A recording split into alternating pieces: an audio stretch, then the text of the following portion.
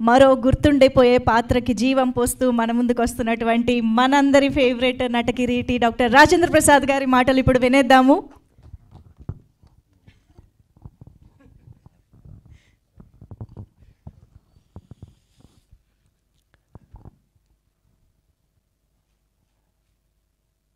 సభా సరస్వతికి నమస్కారం.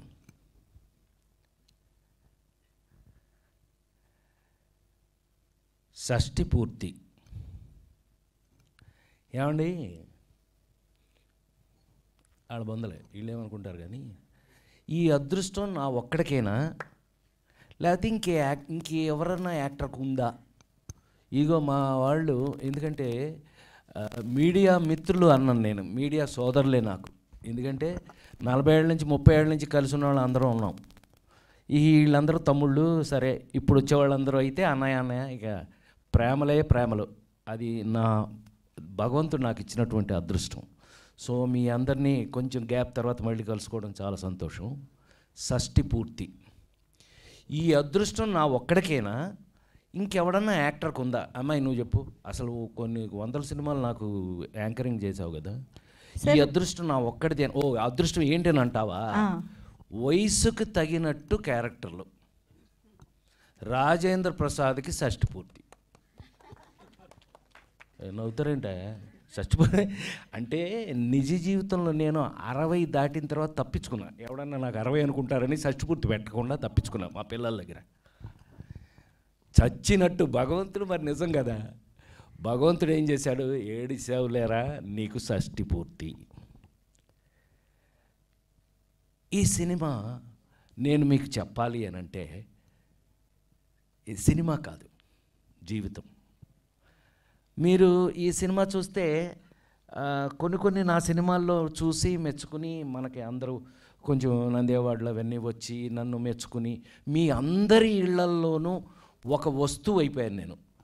పివి నరసింహారావు పాపం ప్రధానిగా చేశారండి ఈ దేశానికి, ఒక తెలుగు ఆయన అనేవాడు, ప్రసాద్ ఎట్లనో తెలుసునా, ఇంట్లో కంచం ఉంటుంది, మంచం ఉంటుంది, ప్రసాద్ సినిమా ఉంటుంది అని చెప్పాడు. ఆయనకి ఇష్టం అది విషయం, పివి నరసింహారావు గారికి ఇష్టం. ఆయన చెప్పినట్టుగా ఒక నలుగురు ఇలాంటి సినిమాలు చేసిన తర్వాత నాకు భగవంతుడు వేసే భిక్షనే అనుకోవాలి. నిజంగా ఈ సినిమా నేను చేసినందుకు, ఇందాక ఎవరో అన్నారు, we feel proud that we have done this film అని మా వాడు తమ్ముళ్ళు ఎవరో అన్నారు. నిజంగా ఈ సినిమాలో నేను కాదు, యాక్ట్ చేసిన అందరూ కూడా దే ఫెల్ట్ ప్రౌడ్. చాలా గర్వంగా ఫీల్ అవుతున్నాం. ఎందుకనంటే సినిమా మారిపోయింది. సినిమా ఇంటికి వచ్చేసింది, ఓటీటీ సినిమా ఇంటికి వచ్చేసింది, థియేటర్ల నుంచి ఇంటికి వచ్చేసింది. అయినా ఫ్యామిలీతో నాకు బాగా గుర్తుండి, ఎదురిని మూడు పక్కన పెళ్ళాం, ఇద్దరు పెళ్ళాల ముద్దులు పోలీసు, ఆ కాలంలో మిస్టర్ పెళ్ళాం, ఆ కాలంలో థియేటర్ దగ్గరికి వెళ్తే ఏమండి రాజేంద్ర ప్రసాద్ గారి సినిమానా అయితే మీ కారు పెట్టడానికి ప్లేస్ ఉండదండి అని. అదేంటండి అని అన్నారు. ఫ్యామిలీలు కదండి వస్తాయి, ఆయన సినిమా చూడడానికి ఫ్యామిలీ ఒక టికెట్ బుకింగ్ కౌంటర్లో 10 టికెట్లు 12 టికెట్లు లేరా తమ్ముడు సురేష్ నువ్వు చెప్పు, 10 టికెట్లు 12 టికెట్లు కట్టవాలి అని అంటే అది ఫ్యామిలీ సినిమా ఉండాలి, ఫ్యామిలీతో సహా వచ్చే సినిమా ఉండాలి అని అనేవారండి ఆ రోజుల్లో. అది నిజం కనుకైతే 100% షష్ఠి పూర్తి మీరందరూ 100% ఇందులో ఉన్న అందం ఏంటో తెలుసా అండి మీకు? చాలా అందం. ఈ పవన్ నాకు ఫస్ట్ కథ చెప్తున్నప్పుడు ఈ మాట అన్నప్పుడు నేను గట్టిగా పట్టుకున్నాను అతన్ని, లవ్తో, ప్రేమతో. ఏంటి అనంటే ఈ సినిమా షష్ఠి పూర్తి కథ ఏంటో తెలుసా అండి? ఏమండి, ఏ పిల్లలైనా సరే జీవితంలో వాళ్ళ అమ్మా నాన్న, నువ్వు ఇటురావే రా, నీ సంగతి ఉందిరా ఇటురా. కాదు, మీ అమ్మా నాన్న పెళ్ళి నువ్వు చూసావా? మీ అమ్మ ఇదే పెచ్చవా ఉంది. మీ అమ్మా నాన్న పెళ్ళి నువ్వు చూసావా? వెళ్ళు నువ్వు, అసలు సరిగ్గా లేదు, దెబ్బేసే అయిపోయింది. ఇది నన్ను చూసి ఎక్సైట్మెంట్ దీనికి. పాపం వీళ్ళందరూ నాకు బేసిక్గా ఫ్యాన్స్ కదా, వీళ్ళు సగం తప్పులు చేస్తుంటారు. ఇప్పుడు వెలిగింది దానికి, ఇప్పుడు వెలిగింది. సో ఎవరికి జీవితంలో మనం సరే హలో, మనకి మనకి అదృష్టం ఏంటంటే మనకి హిందూ దేశంలో పుట్టి హిందువులం మనం అందరం. మనకి తెలిసి మనం తల్లిదండ్రుల పెళ్ళి మనం చూసే అవకాశం లేదు. ఎందుకని? వాళ్ళకి పెళ్ళి అయితేనే కదా మనం పుట్టేది. ఆ విధంగా పెళ్ళి చూసే అవకాశం లేదు. కానీ పిల్లలు చూడగలిగిన పెళ్ళి ఏదైనా ఉందంటే అది షష్ఠి పూర్తి ఒక్కటే. అవును కదా, అవును కదా. అందుకని షష్ఠి పూర్తి ప్రతి మనిషి జీవితంలో ఎంత ఇంపార్టెంట్ అది చెప్పబోతున్నాం ఈ సినిమాలో. అన్నప్పుడు నాకు పవన్ మీద గౌరవం చాలా పెరిగింది. అఫ్కోర్స్ కథ విన్న తర్వాత ఇంకా పెరిగింది, అది వేరే విషయం. సో ఈ విధంగా ఒక అద్భుతమైన సినిమాని చేసే అవకాశాన్ని ముందు నాకు ఇక్కడ ఇద్దరున్నారన్నారు, ఇందాక ఎవరు భలే చెప్పారు. ఒకడు ప్రొడ్యూసరు, ఒకడు హీరో, ఇద్దరున్నారు ఇప్పుడు ఇక్కడ. మా రూపేష్ గారు టూ డ్యూయల్ రోలు. నాకు అతను హీరోగా కన్నా ప్రొడ్యూసర్గానే ఐ లైక్ హిమ్. ఎందుకంటే ఎక్కడ అంటే ఆర్బి చౌదరి గారి కజిను, అంతే కదా, your cousin of RB Chowdary గారు, గ్రేట్ ప్రొడ్యూసర్ ఆర్బి చౌదరి గారి కజిను. సో అందుకని ప్రొడక్షన్స్ గురించి కొన్ని వాల్యూస్ గురించి వాళ్ళకి తెలుసు. కానీ ఫస్ట్ టైం అయినా కూడా ఎక్కడ ఎలాంటి చిన్న తేడా కూడా లేకుండా, పైగా మీరు ఇందాక నుంచి అందరూ చెప్పారు, విన్నారు మీరు, ఇళయరాజా గారి దగ్గర నుంచి మీకు పద్మశ్రీ తోటతరణి, ఆర్ట్ డైరెక్టర్స్లో పద్మశ్రీ వచ్చిన చాలా, అతను ఒక్కడే అనుకుంటా ఇండియాలోనే పద్మశ్రీ వచ్చిన ఆర్ట్ డైరెక్టర్ తోటతరణి. ఏమండి, అక్కడి నుంచి మా చైతన్య ప్రసాద్ గురించి ఇంక నేను చెప్పాలి అని అంటే ఒక గంట తీసుకోవచ్చు నేను. ఎందుకనంటే నా నటుడిగా నా జీవిత కాలంలో ప్రపంచంలో ఎక్కడికి వెళ్ళినా, ఎక్కడ తెలుగువారు ఉన్నా సరే, ఇవాళ మరీ ఎలా తయారైంది అంటే, ఒకప్పుడు ఎవరన్నా విఐపి, గొప్ప విఐపి చనిపోతే భగవద్గీత పెట్టేవాళ్ళు. అదేంటో అట్లా భగవద్గీత పెట్టేవారు. అలాంటిది ఇప్పుడు చైతన్య ప్రసాద్ రాసిన, నా మీద తీసిన ఒక్కడై పుట్టడం ఒక్కటై రావడం నడుమయ్యి నాటకం విధిరాత, ఏ రాసి పారేశాడు, తీసాడు. ఆ పాట ఇప్పుడు వేస్తున్నారు. అలా ఒక జీవిత కాలంలో పెద్ద, అందుకని ఇతనేమి ఒక 70 ఏళ్ళు 80 ఏళ్ళ పెద్ద వృద్ధుడేమీ కాదు, చిన్న కుర్రాడు. ఇప్పుడే ఇలా ఉన్నాడు. ఇంకా ఆ పాట రాసినప్పుడు అవలా చాలా రోజులు, ఎన్ని రోజులు అయింది, 20 సంవత్సరాలు అయిందట. నువ్వు ఇప్పుడే 20 ఏళ్ళలో ఉన్నావు, అప్పుడెలా నిజంగా నువ్వే రాసావా అనిపించే అంత సరదాగా ఒక జీవిత కాలంలో ఒక నటుడికి ఎక్కడికి వెళ్ళినా, నన్ను ప్రపంచంలో ఎక్కడికి వెళ్ళినా ఆ నలుగురు సినిమాని గుర్తుపెట్టే పరిస్థితికి అతను రాసి, ఇవాళ మళ్ళీ చైతన్య ప్రసాద్ వరకు కూడా ఇందులో టెక్నీషియన్స్ ఏంటి మామూలుగా కాదండి, అందరూ కూడా భలే దొరికింది. ఇప్పుడు ఒక్కొక్కసారి అండి అనేక సినిమాలు మనం చెప్పవలసి వస్తుంది, ఏమండి ఈ సినిమా చాలా గొప్పది, మీరు చూడండి, చూస్తే కానీ ఈ సినిమా గొప్పదని మీకు తెలియదు అని చెప్పాలి. షష్ఠి పూర్తి అనగానే మీకు అర్థమైపోయింది, పెద్దగా ఎక్కువ చెప్పక్కల, తెలిసిపోతుంది మీకు. సో యాక్ట్ చేసిన వాళ్ళు మామూలుగా యాక్ట్ చేసిన వాళ్ళు, ఈ పిల్ల నాతో యాక్ట్ చేసింది బెంచ్లో కూతురుగా, బెంచి ఆల్రెడీ మీరు బెంచ్ చూసే ఉంటారు. అది మన నాగబాబు కూతురు తీసింది మాతో. అది ఆల్రెడీ ఓటీటీ కాబట్టి పెద్దగా మనం అంటే చెప్పట్లేదు పెద్దగా వాటి గురించి. ఇప్పుడు రాను అవే ఎక్కువ అవుతాయిలేండి. ఏదో సినిమా చెప్పినట్టు మొన్నటి వరకు ఇప్పుడు హరికథ అని ఒకటి రన్ అవుతుంది. జోక్ ఏంటంటే, హరికథ మీ అందరికి ఒక చిన్న ఇన్ఫర్మేషన్ చెప్పనా, సౌత్ ఇండియా కన్నా నార్త్ ఇండియాలో ఎక్కువ చూస్తారంటే వాళ్ళు, తెలుసా నీకు? అది నార్త్ ఇండియాలో ఎక్కువ చూస్తారట. కొట్టవచ్చు, చెప్పట్లేదు, ఎవరో కొట్టబోయాడు. ఎందుకు అని అంటే, it's not a joke. Prime time ఇది డిజ్నీ హాట్స్టార్ వాళ్ళు కొనేసుకున్నారు. వాళ్ళు కొనేసుకునేది అంటే మంచిదే, అదొక ప్లాట్ఫాము, అందులో కూడా నన్ను బాగానే చూస్తున్నారు, అందుకని అది పక్కన పెడదాం. అయితే నాతో పాటు యాక్ట్ చేసిన వాళ్ళు, ఒరే సంటి ఇలా రారా,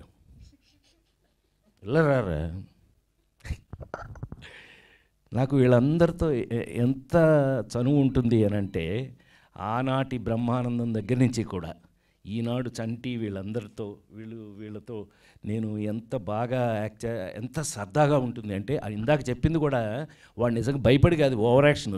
ఎంత ఓవర్ యాక్షన్ చేస్తాడో మీరు ఈటీవీ అందులో చూస్తుంటారు కదా, వాటిల్లో ఏంటయ్యా అంటే ఫైనల్గా నా మీద ఉన్న గౌరవంతో షార్ట్ రిహార్సల్ చేసిన తర్వాత ఒక్కసారి నా చేత ఓకే చేయించుకుంటారు. అది ప్రేమ, నా మీద వాళ్ళకు ఉన్నటువంటి గౌరవం, రెస్పెక్ట్. అంటే లేడీస్ టైలర్ సినిమా దగ్గర నుంచి 2 దగ్గర నుంచి ఈనాటి వరకు కూడా మరీ లాంగ్ కదా, 48 సంవత్సరాలు పనిచేస్తున్నాను కదా, అందుకని టూ మచ్. అందుకని టూ మచ్ చేస్తాం.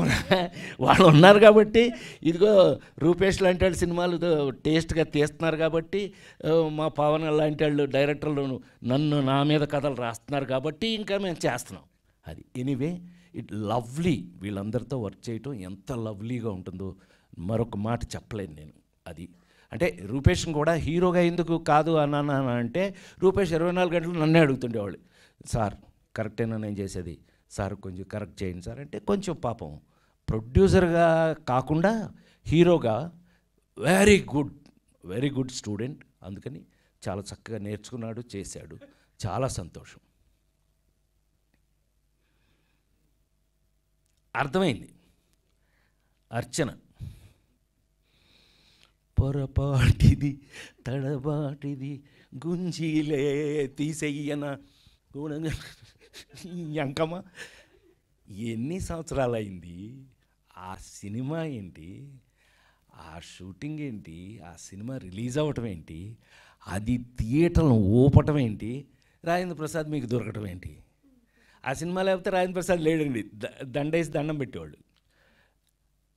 సరదాగంటన లేడీస్ టైలర్ సినిమాలో ఆనాడు అప్పటికే తను హైలీ మెచ్యూర్డ్ యాక్టర్స్, అప్పటికే ఏమండి అని వంశీ నన్ను భయపెట్టేవాడు. నన్ను భయపెడతావేంట, ఆవిడ బాగా యాక్ట్ చేస్తే నువ్వు యాక్ట్ చేయించుకో, నేను కూడా చేస్తాను అనేవాడిని. హ్యాక్ ఏమండి అర్చన అనేవాడు, భయపెట్టేవాడు. ఎందుకు భయపెట్టాడని మనం కూడా సుజాత మై మర జాత తుమారా చుట్టూ పిరి జాత, అది నా తలరాత, హమ్ పడా తుమారి తొడ, హమ్ బచ్చా బట్టల సత్యంలు వచ్చా.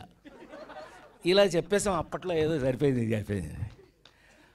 మరి ఈనాడు నిజంగానే నాకు ఎంత ఫుల్గా, అమ్మాయి నువ్వు చెప్పటం అని కాదే, నేను నిజంగానే అంత సంతోషంగా ఉన్నాను. నిజంగానే షష్టి పూర్తి సినిమా ఒక ఫుల్నెస్ ఇచ్చింది నాకు. ఎందుకు ఇచ్చింది అని అంటే, అన్ని సంవత్సరాల క్రితం యాక్ట్ చేసిన మేమిద్దరం ఈవేళ వాళ్ళు ఆలోచించటం, వాళ్ళు ట్రై చేయటం, తీసుకురావటం, ఇదంతా ఈ పవన్కిన్ను రూపేష్ గోల మనకు సంబంధించింది కాదు. అది నాకు ఊరితే చెప్తుండేవాళ్ళు, సార్ అర్చన ఏమయ్యా అర్చన ఓకే అయిందా లేదా అంటుండేవాడు. నేను నువ్వెందుకు 24 గంటలు అర్చన అని చెప్పడం. ఎప్పుడో లేడీస్ టైలర్లో యాక్ట్ చేశాను, మళ్ళీ ఇన్ని సంవత్సరాలైంది హరీష్ సురేష్, మళ్ళీ ఎప్పుడు చూడలేదు మధ్యలో. నేను కలుసుకోవాలి ఏమ్మాయి, మనం ఎప్పుడైనా కలుసుకున్నాం మధ్యలో, కనీసం హలో మధ్యలో కలుసుకోవడం కూడా లేదండి. బట్ స్టిల్ ఎంత సంతోషం చూడండి, ఎంత ఆనందం చూడండి. మా ఇద్దరి మీద ఆ క్యారెక్టరైజేషన్స్ మీరు సినిమాలో చూస్తారు. నిజంగానే ఒక ఇద్దరికి ఎవరి క్యారెక్టర్ వాళ్ళది ఉండటం అనేది ఒక అదృష్టం కలిసి వచ్చిన విషయం.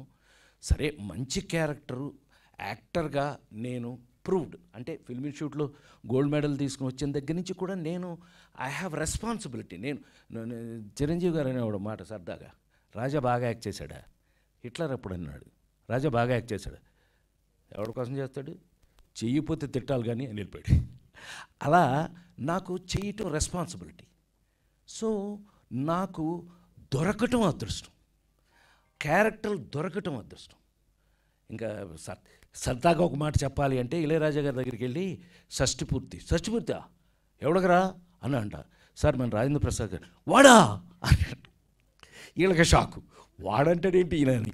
ఆయన లేడీస్ టైలర్ డబుల్ పాజిటివ్ చూడగానే ఉరే అన్నాడు, నన్ను వంశీని ఇద్దరిని ఉరే అన్నాడు. అంటే లవ్, ప్రేమ అంటే ఆయనకు అంత నచ్చి సొంతం చేసేసుకోడు. ఇప్పుడు ఒరే అని గబుక్కుని ఎవరిని అంటాం మనం, ఒరే అని ఎవరిని అంటాం గబుక్కుని. మనకు విపరీతంగా నచ్చి మన సొంతం అయితే, మన సొంత మనిషి అయితే ఒరే అని అంటాం. ఆయన వాడా అన్నాడంట. సో అద్భుతమైన టెక్నీషియన్స్ వర్క్ చేసి క్యారెక్టర్స్ అద్భుతంగా, మంచి కథ. షష్టిపూర్తి అనగానే మీకు ఒక లెవెల్కి కథలు ఎంత జాగ్రత్త తీసుకుని ఉంటారని మీకు అర్థమైపోయి ఉంటుంది. ఈ సినిమాని తప్పకుండా మీరు మన సంస్కృతి, మన సంప్రదాయం, తెలుగువారి సంప్రదాయం, తెలుగువారి సంస్కృతిని మీరు లైక్ చేసేవాళ్ళు, మీకు ఇష్టమైతే కనుక మారిపోతున్న ఈ జనరేషన్లో ఇంకా మన పాత సంప్రదాయాలని వాటిని గుర్తు చేయడానికి ఇలాంటి సినిమాలు రావాలి అని అనుకునే వాళ్ళలో నేను ఒకడిని. అందులో నేనే పనిచేయటం అది భగవంతుడు నాకు ఇచ్చినటువంటి అదృష్టంగా భావిస్తూ, ఈ అదృష్టాన్ని మీరందరూ కూడా థియేటర్లో చూసి, ఫ్యామిలీతో సహా చూసి, మనవరాళ్ళు, చిన్నపిల్లల్ని అందరితో సహా, తాత, అమ్మమ్మలు, నాయనమ్మలు వాళ్ళందరితో కలిపి చూసి మీరందరూ కూడా ఎంజాయ్ చేసి, మేము ఏ కమిట్మెంట్తో అయితే ఈ సినిమాని ఒక సంప్రదాయబద్ధంగా తీసాము, ఒక సంప్రదాయబద్ధం అంటే మన గోల మిస్ అవ్వదు, మన గోల లేకపోతే ఎట్టాగా, లేడీ టైలర్లోనే గోల, ఈ వాళ్ళకి అదే గోల. సో ఒక గోల చేస్తూనే మన సంప్రదాయాల్ని, మన సంస్కృతిని ఎలా మెయింటైన్ చేసాం, ఎలా సరదాగా, సినిమా యొక్క పర్పస్ ఏమిటి అని అంటే, ఇవాళ సినిమాలో కథలు మారిపోయినాయి, చాలా రకాలుగా మారిపోయినాయి. ఏం మారినా మన సంస్కృతి, మన సంప్రదాయం మాత్రం ఎప్పుడు ఉండాలి, ఉంటుంది, ఎప్పటికీ ఉంటుందని ఆ ఉండే వాళ్ళల్లో కొంచెం మేము కూడా ఉన్నాం కాబట్టి ఆ సంప్రదాయాన్ని